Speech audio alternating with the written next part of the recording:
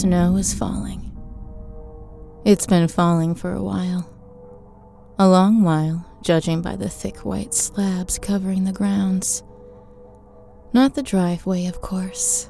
That's clean and salted, and the snow doesn't ever quite seem to land there. Sudden flurries sweep the softly falling clumps away at the last minute, and they fall sheepishly on the lawn.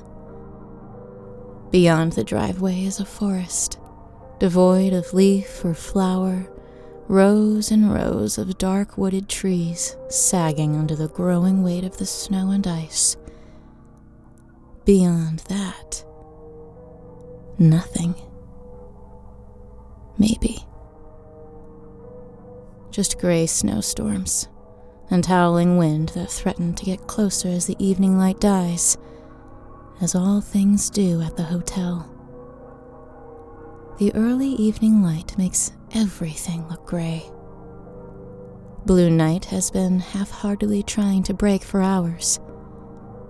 For hours I've been standing in the lobby, looking at floor-to-ceiling windows onto a hostile, frozen scene. I can feel something out there. It's coming to us here. A guest, I expect. What else could it be? The side of my head tingles. Something like fear stirs somewhere inside me. Or inside the hotel. It's vast today.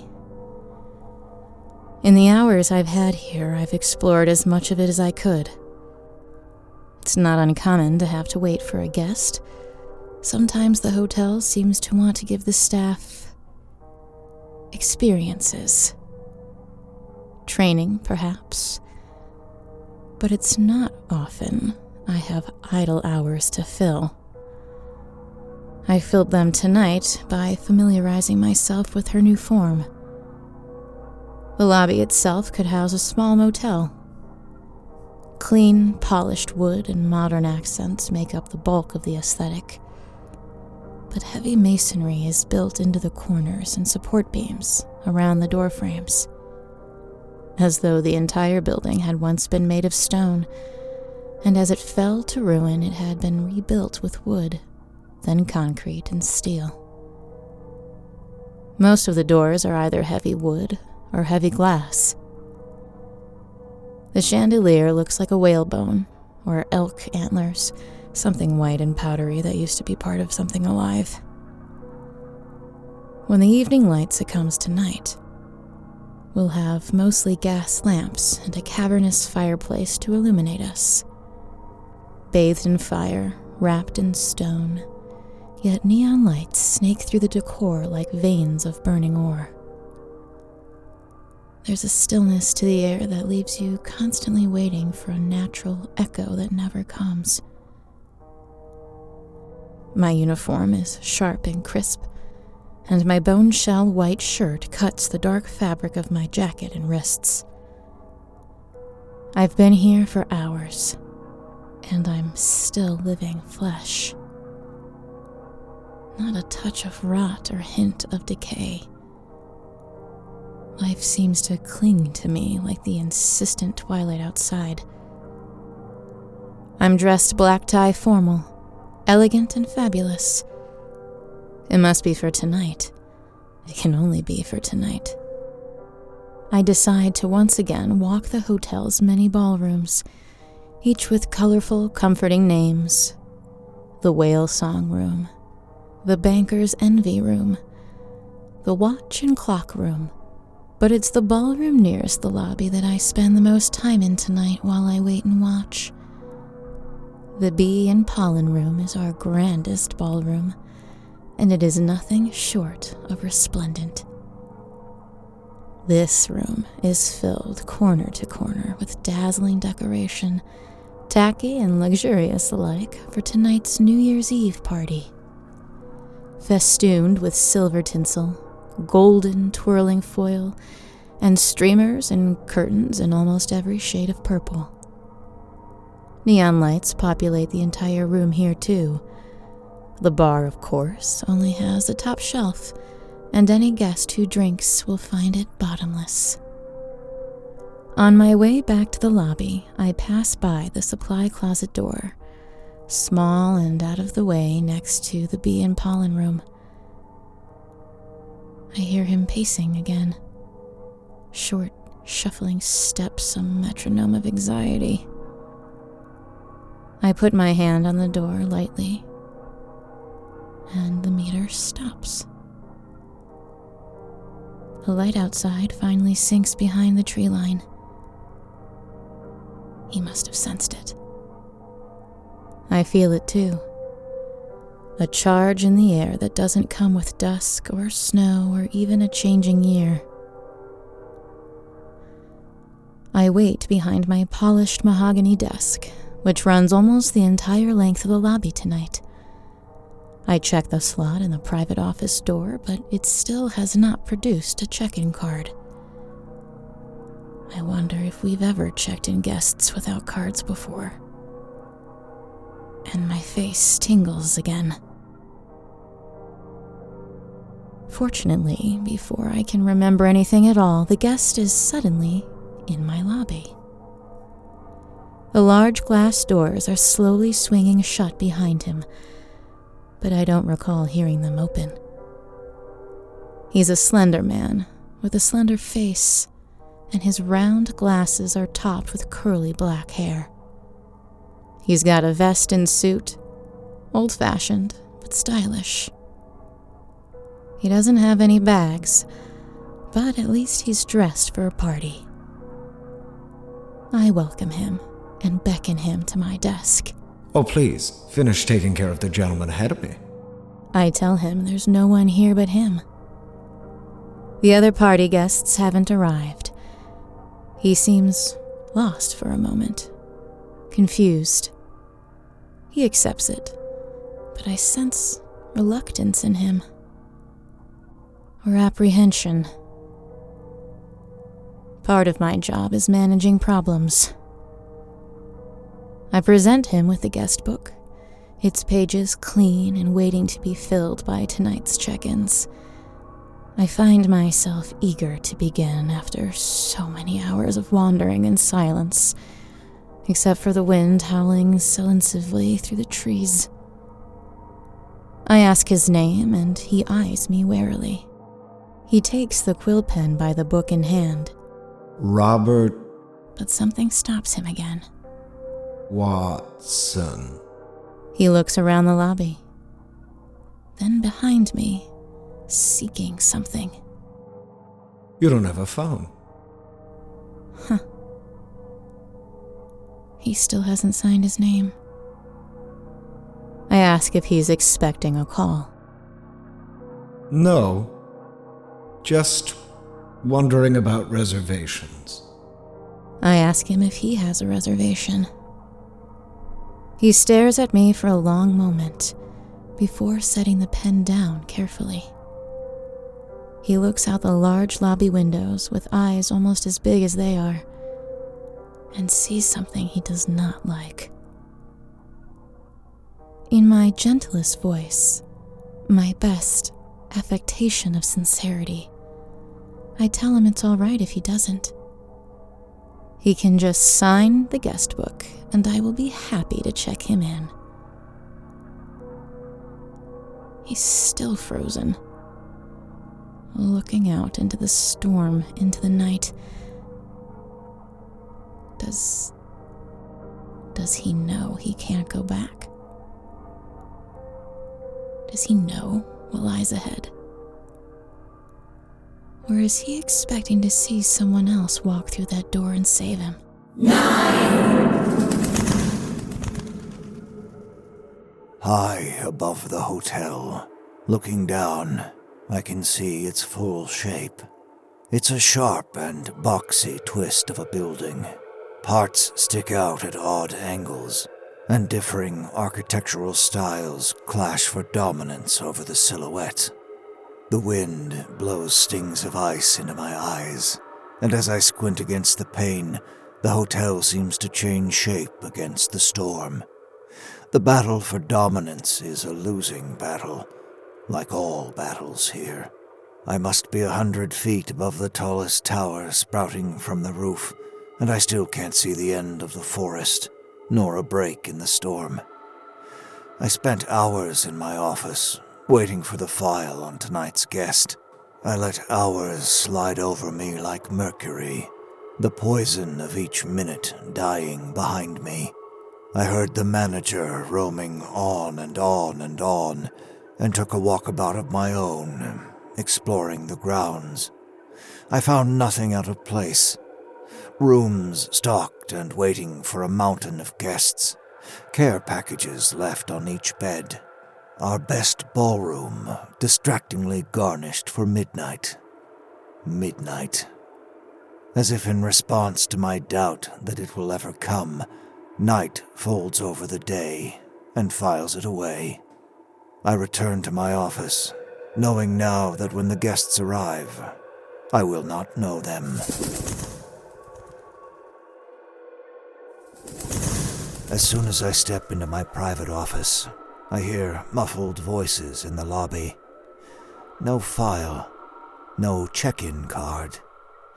I remove my snow-covered overcoat, taking no warm comfort in my correct assumptions. After a long silence in the muted conversation, I decide matters tonight will require my firm hand, and stoop slightly as I step out of my office to greet tonight's guest. He's standing in the lobby, staring out the windows, and before I can say a word, the manager holds her hand up, just slightly, and I slow myself. I bid him good evening, but it takes him a moment to notice me. His face goes ashen. Bathroom? Bathroom? The manager explains his room will have its own private bathroom. She attempts to coax him away from his own thoughts as he stares at me and mutters to himself. I truly hope so.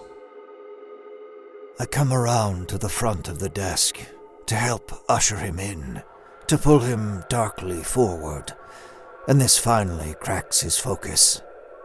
I choke out a smile for this sweaty slip of a man.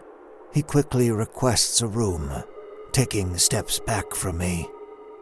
An angry thought snarls its way across my mind. This is what the staff is for. This is why they are needed.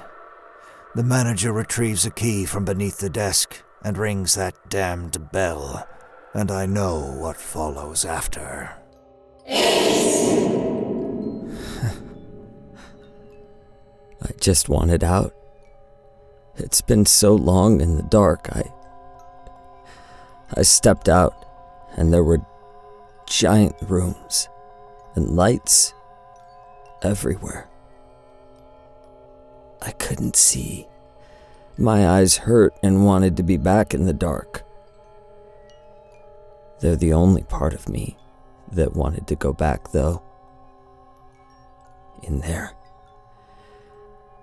Breathing that hot, close, musty air. Blind. I just walk toward the sound of the desk bell and the voices.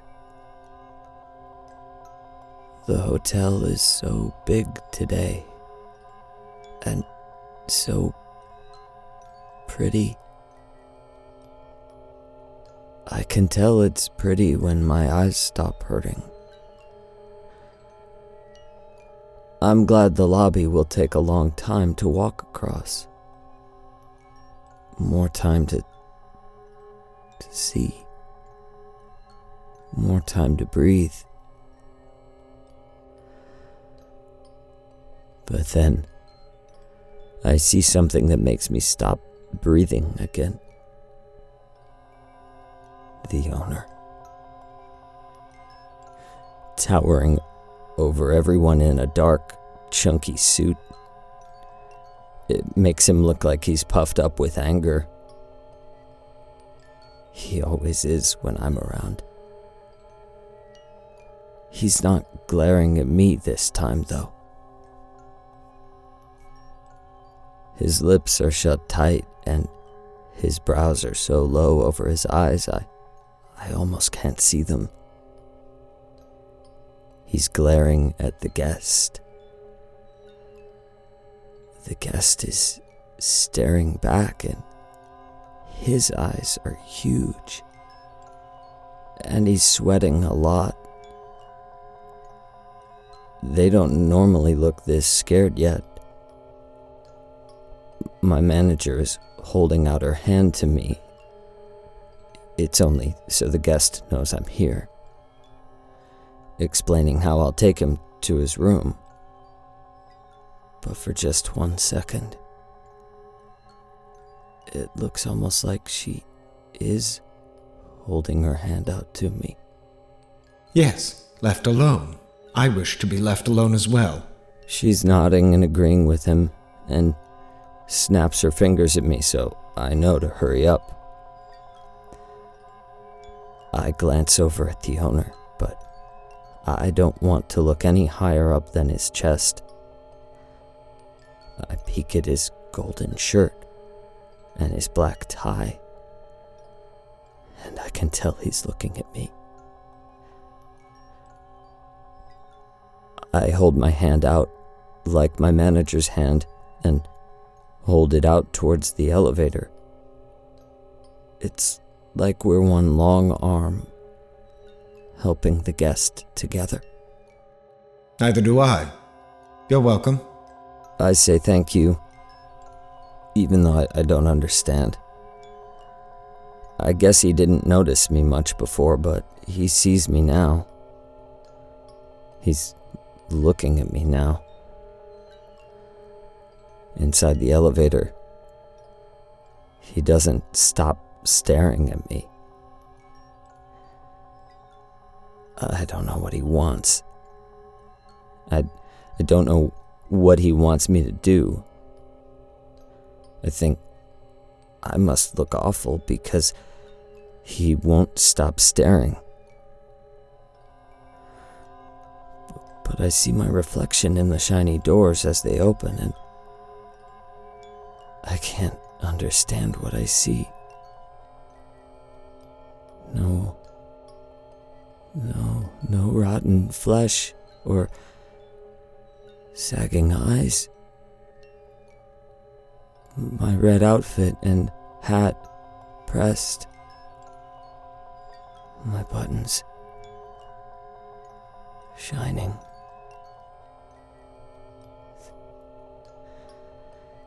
The hotel is strange tonight. And this guest is stranger. I rush down the hall to the guest room. He's halfway down the hall, walking slowly. Guests like when I do things for them. Sometimes they're nicer to me after, so I'll open his door for him. But as soon as I grab the doorknob to his room, he yells, No! And runs back to the elevator. There's somebody in there. I open the door for him so he can see, but I didn't build this room, so I don't know there's no one in the room. But he won't be able to see if there is. Not yet, anyway. Not unless the hotel decides he can. The first floor. I want to go to the first floor. I don't understand what he's afraid of. If he knew where he was, he would be much more afraid. If he knew where he was, he wouldn't think it was safer down there. With them. I'm not here to understand, though. I'm here to serve the guests, and my manager, and the hotel. This time on the elevator, he lets me push the buttons. He stands in the corner, trying to get as far away from me as possible. The elevator is slow. Much slower than it was going up. I feel like the hotel is choking on us, trying to swallow us, but for some reason, we won't obey. Gagging and smothering like in the closet, like in this elevator. No air, no movement, no freedom, and maybe only minutes from death.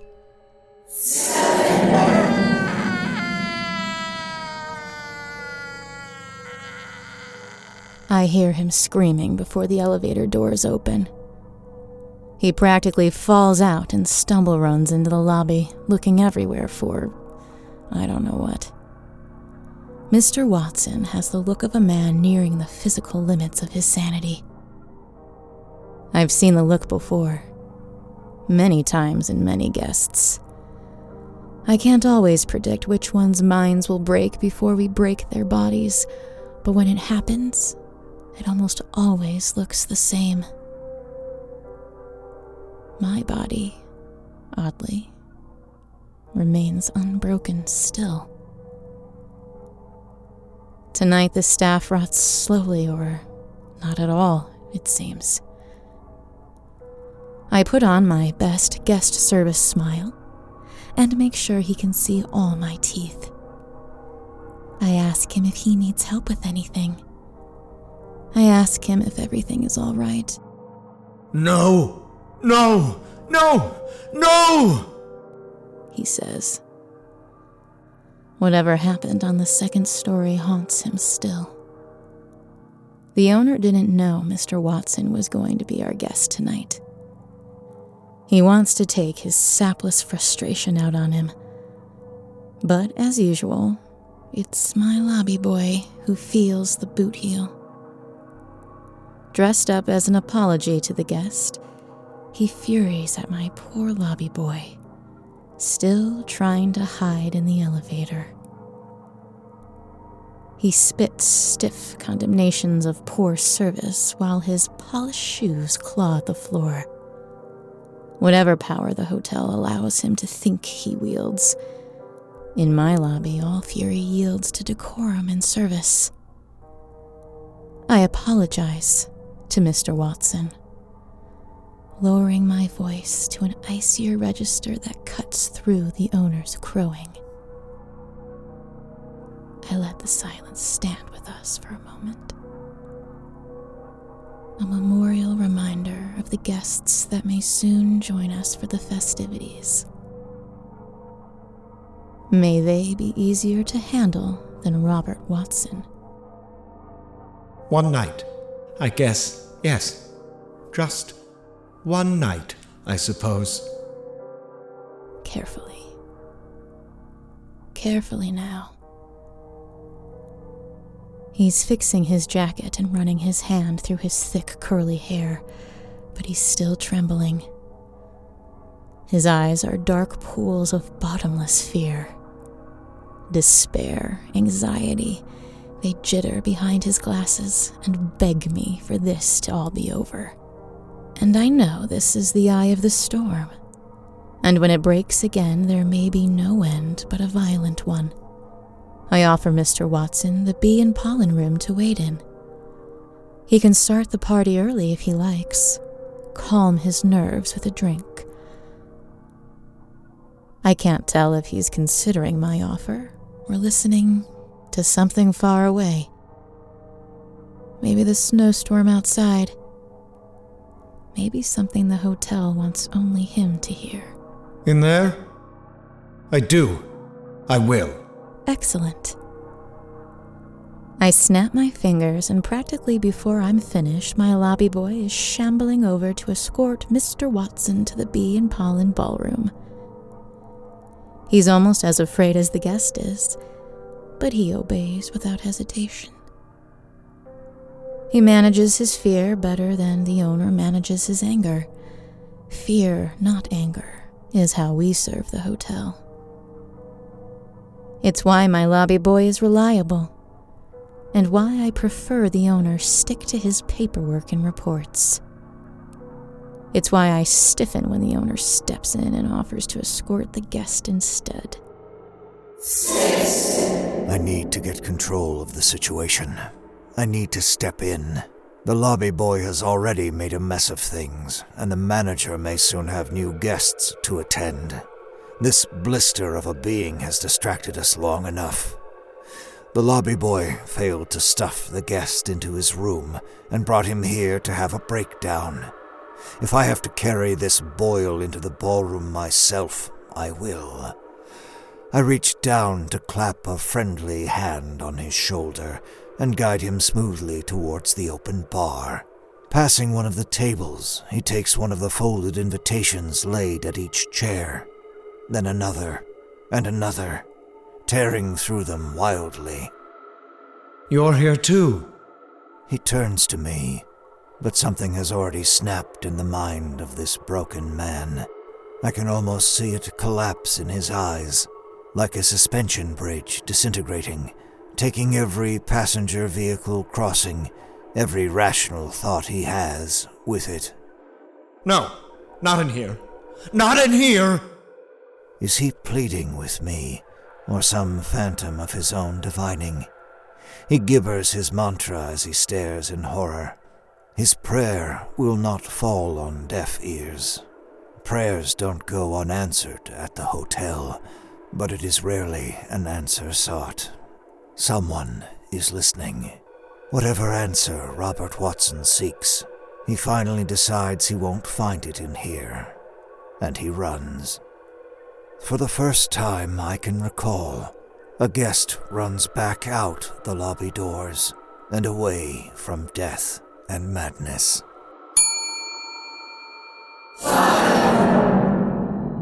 I can hear him screaming in the lobby. I run to the party room, the bee and pollen room. I thought the guest would follow me, maybe, but instead he just went crazy. Just a little. I push my hat to the back of my head so it doesn't fall off when I creep around to peek. The guest. He's running away from the owner. He's so scared. He's scared of something the owner is saying, maybe. Maybe he's just afraid of him because he's big. But whatever he sees is so scary, he keeps going. Even though it's dark outside, and cold, and storming, he runs out of the lobby doors. I fold my arms around myself, thinking about that dark, cold night. Darker and colder than my closet, even. I don't want to go out there and get the guest, but if my manager asks me to, I'll have to. But as soon as the guest runs out one door, he immediately runs back inside the door next to it. Where? No. He turns around and runs back out the door, but it just leads him right back inside. Back out again. Back in again. He tries over and over until... What is this place? He knows. He knows. He's just standing there breathing hard. My manager and the owner are talking to him again. I can't hear what they're saying, but the guest, he sees me watching him from the party room and he knows. He's trapped like me, like us. I step out and straighten my hat on my head. I hold out my hand, inviting him in. It still is my hand, not a corpse's hand. not a rotten hand. My hand. It's rather cold, actually. I wouldn't mind some heat. The owner guides him toward me. I can see he's squeezing his shoulder really tight. I drop my eyes and stay just outside the ballroom. My manager nods and waits at her desk for the rest of the party guests to arrive. I think maybe they're already here. The reality of his situation, or some version of it, has finally sunk in. I suggest a drink. Though there are tables set for dozens around the large dance floor, I steer him to the bar. His feet hardly touch the ground, and we glide to the thick hardwood stools. I pour him something harsh from a bottle taken from the mirrored bar back.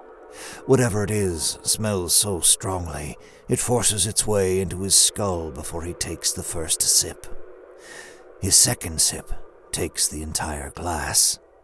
I pour him another, and he drinks it quickly, but evenly, as he nods to himself and takes in the spectacle of the room. I have no idea if the aesthetics are pleasing or not, but when he finishes his drink, he turns to me and smiles. I pour him another.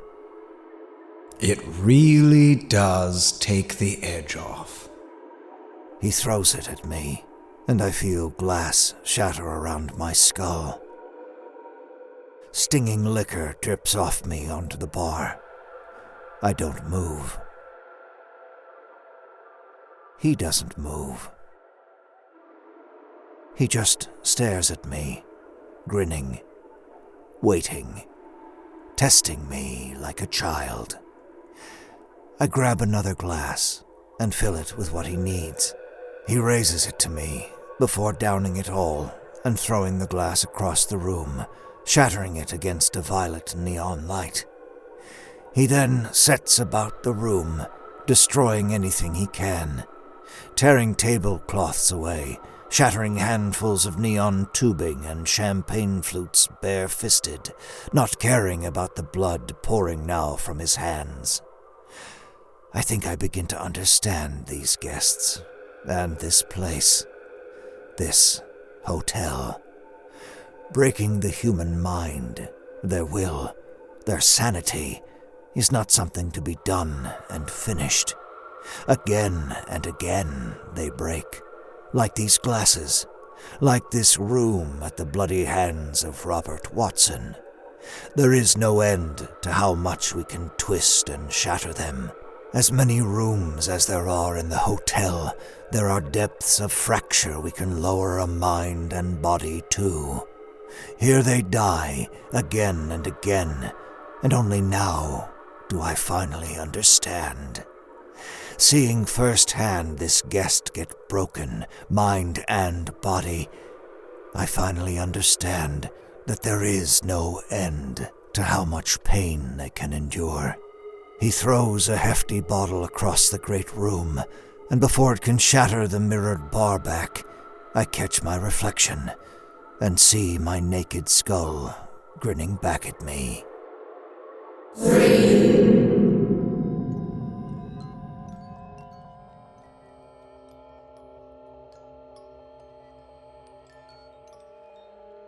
I understand the anger and the loneliness. I watch him, drunk and shouting, trying to destroy the room, trying to break everything outside himself so he doesn't feel so broken inside. It doesn't hurt his hands when the glass shatters and cuts into him. It already hurts, and the glass just lets him bleed. He's tearing away at the shiny paper that hangs everywhere. He tips over the tables if he can, tripping over the chairs. Sometimes he beats his head and hands on the statues or with the champagne bottles at the tables. We can make this room nicer. Lend a hand. Lend a hand. Lend a hand. I don't lend a hand. The owner doesn't lend a hand. We both just watch him try and tear his way free of this place. He can't escape it, but he's going to try and tear it apart with him. Hold on. Ashtray? I point to one of the silver ashtrays lined up by the stage. He nods at me and bashes himself in the face with it. He spits some teeth onto the floor. Parts of teeth, anyway. He throws the ashtray at the big stage lights, and they explode all over him. He crawls up onto the stage where the band would be if it was really a party.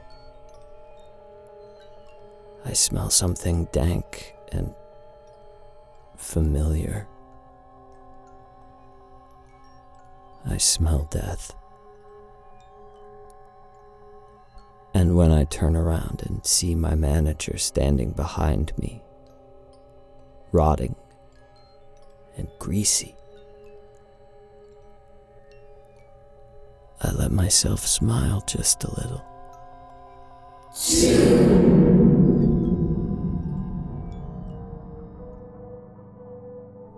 Robert Watson showed up at the hotel tonight for a New Year's Eve party of one. A party we spent hours waiting for. A party he now seems set on spoiling. Just like my lobby boy. Spoiled. A putrid mess on the cusp of collapse. We're all turning now, as we watch Mr. Watson turn himself. He's slurring incoherently and shouting hoarsely at the nearly empty room. Drunk on madness and furious that he's going to die, as he must surely know he's going to, as certainly as we all know it. Bleeding and rotting together, ready to ring in a new year that will not come for any of us. A lonely party to end a lonely life, or a lonely death. He's doubled over now, bleeding freely on the stage, panting out globs of red and black gore from somewhere broken inside of him.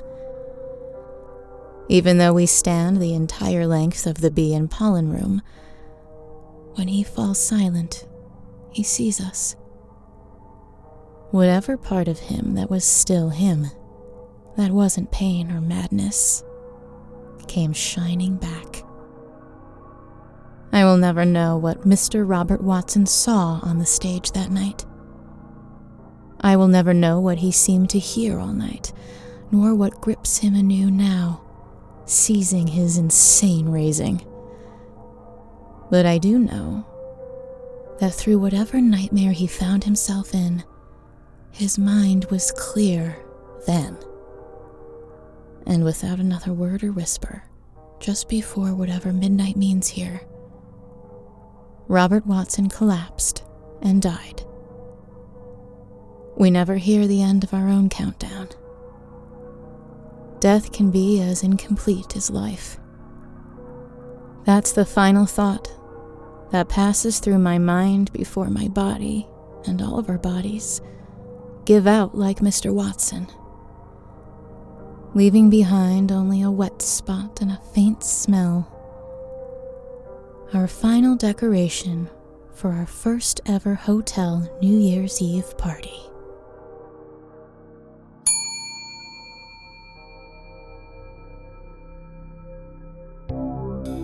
The hotel was created and produced by Veronica, California, and Mark Whitten, starring Kelly Nienaltowski as the manager, Mark Whitten as the lobby boy, Graham Rowat as the owner, Christa Lewis, and special guest star E.K. Dagenfield as Robert Watson.